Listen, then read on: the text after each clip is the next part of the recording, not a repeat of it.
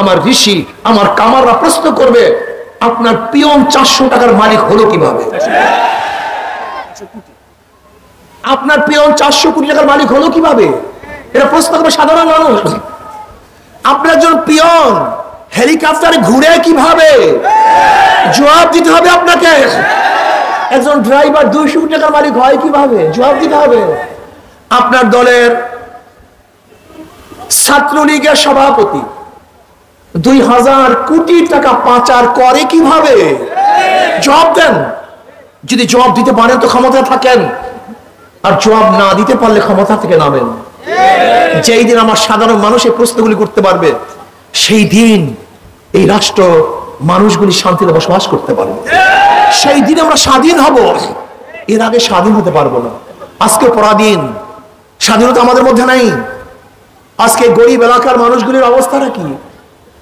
53 বছর স্বাধীনতার পরেও যদি বাংলাদেশের মানুষ ক্ষুধার তাড়নায় তার বাচ্চাকে বিক্রি করে দেয়, আমাদের স্বাধীনতা ব্যর্থ হয়েছে।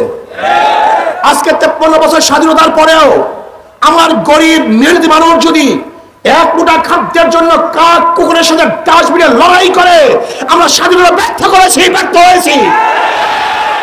আজকেও যদি ঢাকার বুকে আমার হাজারো গরিব মানুষ খোলা আকাশের নিচে শুয়ে থাকে, নিশের মধ্যে ভেজে, বৃষ্টির মধ্যে ভিজে, আর রৌদ্রের মধ্যে পড়ে, তার স্বাধীনতা ব্যর্থ হয়েছে। আজকেও যদি আমার বাংলাদেশের মানুষ বস্ত্রহীন থাকে, তার স্বাধীনতা ব্যর্থ হয়েছে।